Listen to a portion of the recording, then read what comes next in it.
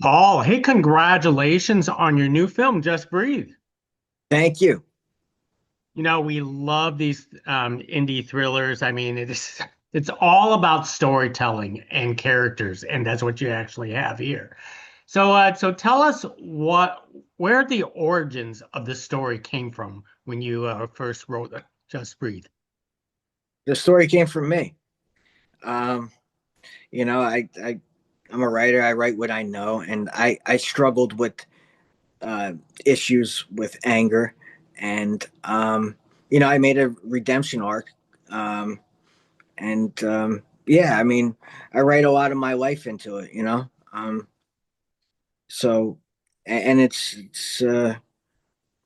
it provides a message. This film, and it also gives gritty thriller to it. So you got the best of both worlds. Now, tell us about crafting the main character where he has anger issues. Because it's one thing to portray the character on screen, but there's also the process on where that character is actually coming from. Yeah, Can you talk about that on that process? yeah. I mean, I struggle with anger issues, and my relationship was in jeopardy because of it. And the woman in my life, who's now my wife, she was at a breaking point, and I really had to get my crap in order. And it's one of those things where you have to work on it. And there was, I think, a part of Kyle's, and who he plays, Nick. His arc was accountability, and that was his breakthrough. There's a couple moments in the film where he sits with himself and he's putting things together and prioritizing other people rather than himself. So and I've dealt with all that stuff, and it's cool to put that in a film, and then also have the intensity, the violence, and it's yeah, I'm very passionate about the writing. Now, in crafting the character, Nick, I'm assuming that the assault charges in the jail and the parolee, that is all fictional, right? You didn't experience that part of the story. No, no, I did not. Can you talk about researching into the process of the parole program on because that is central into the story of this film? So it's funny, right? I uh, I used to work with a black guy. I worked at a trucking company. My father was the boss. So, we had a lot of blue collar workers, and my father would hire people on parole or people that got out of jail, and he gave second chances to. He was a great guy. And I befriended a guy that went to prison for 25 years, and it was a murder charge. And he was totally rehabilitated. He was just so cool or whatever. So the character Moses is based on that guy that I was friends with. Now, he told me a lot of stuff that happens in jail, and the parole system, and how it's crooked. And I just took it and I ran with it. But there's a lot of things that played out in real life, that are in the movie. Now, in in the case for like characters just like Nick here, the importance of second chances and also trying to get a support group around yourself. How it seems like it's a mountain to climb. It's a difficult process. How does one overcome, where all the deck is stacked against that person? I think it's a realization. I think there's people in your life that you value, that you don't want to lose, that you want to uh, have a relationship with. You love them, and maybe it's just not a healthy relationship. And I think it's it's one of those things of like being accountable, which I feel like is very difficult for people to be. To be vulnerable and accountable and say that I messed up. And it's not everybody has that that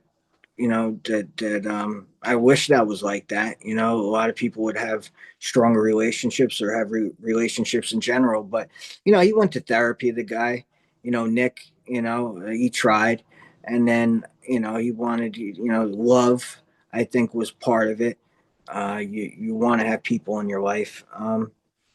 So, I mean, it comes to a realization, I think, no matter how many people, you have in your network, that are supporting you, if you don't realize what you're doing is harmful, then there's really nothing that could be done, you know? Now, were there challenges of you directing a film like this where you walked in the character's shoes of Nick? It was cool to see. Yeah. Yeah. And Kyle, you couldn't have a better guy to depict that. I mean, he's portrayed angry, rageful characters, a good portion of his career. And for somebody just to swallow that up and just give it to you was really cool to see. So, how did you get Kyle into that mental state to basically have him walk in your shoes that you once had?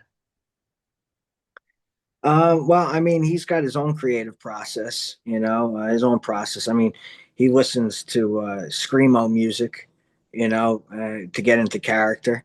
He's outside with his ear pods on and going woo woo like that, and like just getting amped up. Um, I mean, there's not really. I mean, I would just let him do his thing. I mean, he's it's part of the actor's job is to embody the character. I did some directional stuff, but when it came to embodying the anger and just putting that on screen, that was all him.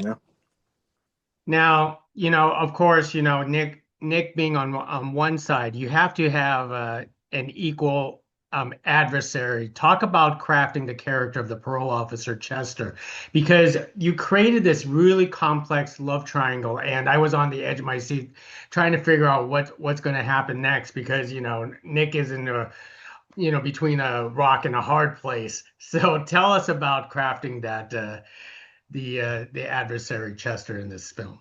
Well, I wanted to put Nick in a pressure cooker, right? Like, so, you got an anger issue, and then you got a parole officer that, likes that wants your girl, right? And he's also got power over you to send you back to prison. And it was like, I thought creating a character that could do that would be the ultimate test. And like Chester, as far as him, being a wolf in sheep's clothing, there is you don't see him as the adversary right away. You see him as being helpful and nice and maybe even annoying to a point, and then the switch gets flipped on, and so I mean, he that's another character that, like, I mean, is based loosely on somebody that I've met, um,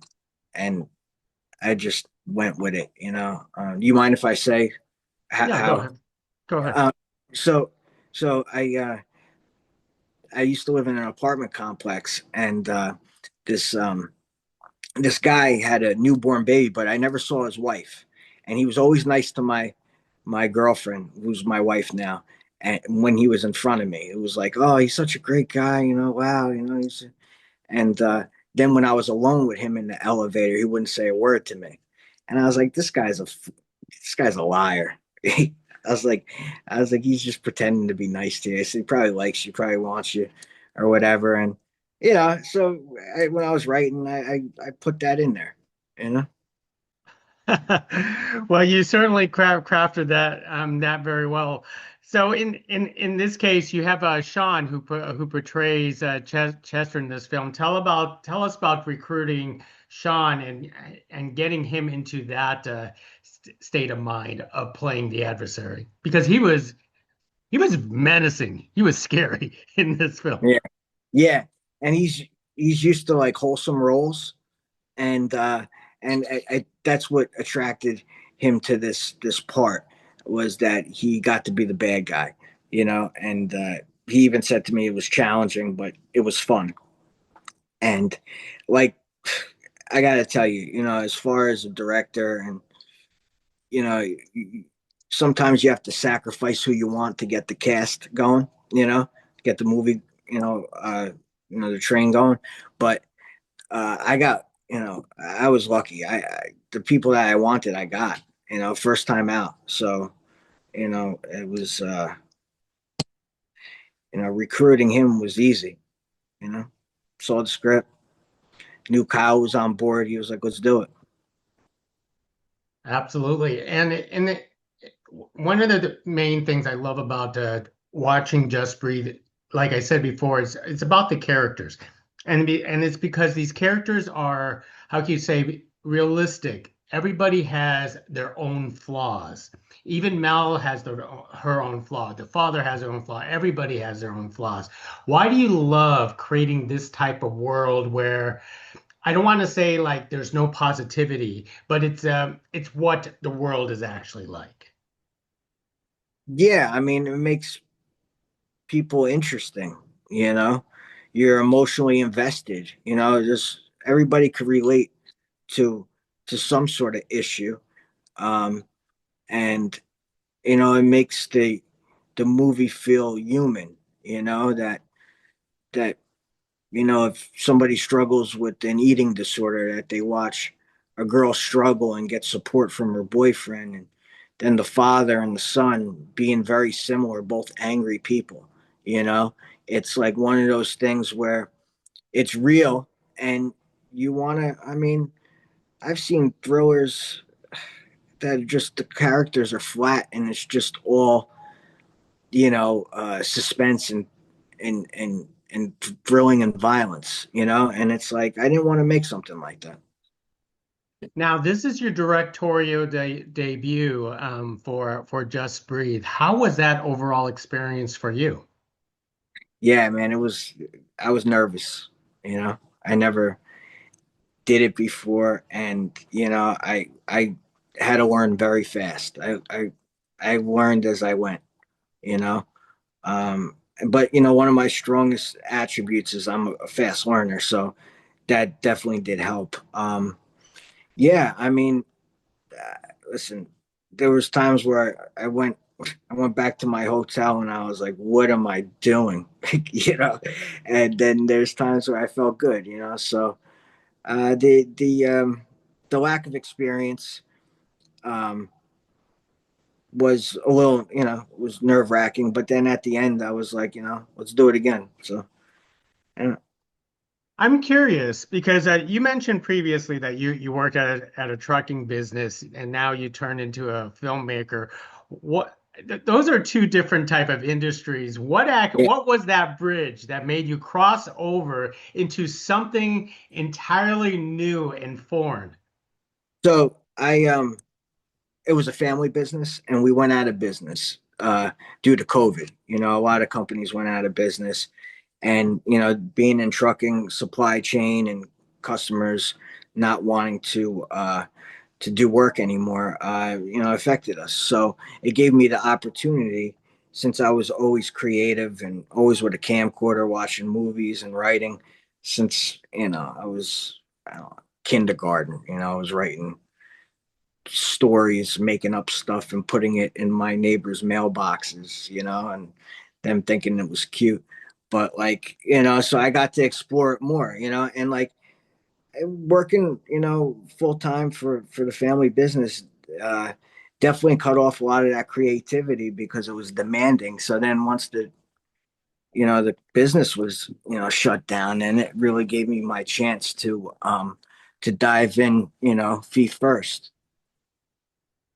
And and before I forget, as a first-time director, I always find it they like to put certain challenges on the forefront, especially for this film. I want to know is how you handled the choreography and the action scenes for a film like this, because those scenes are pretty intense to watch. Yeah, I mean, there's a fight scene, right? And I mean, I let the stunt coordinator do his thing, I gave my notes, and there was another scene that we were trying to figure out footing and blocking, and we were unsure, and then we put both of our heads together, and we liked it. Came out. It was probably the best scene in the movie, as far as intensity wise. Um, so yeah, I mean, listen, I'm a collaborator. If somebody has a better idea or we could build ideas with, working together, then let's do it. There's some directors that like, whatever's on the page is what we're doing, and that's not really who I am, you know.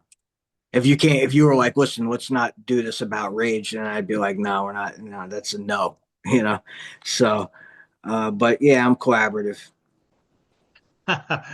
Excellent. Paul, well, I'm almost out of time, so I'm just going to go ahead and wrap this up because I know you have a passion for this now. Once you start directing, I know that you're probably already trying to line up your next one. So is there another story that you don't have to reveal what it is, but do you have are you already in the works for your next project?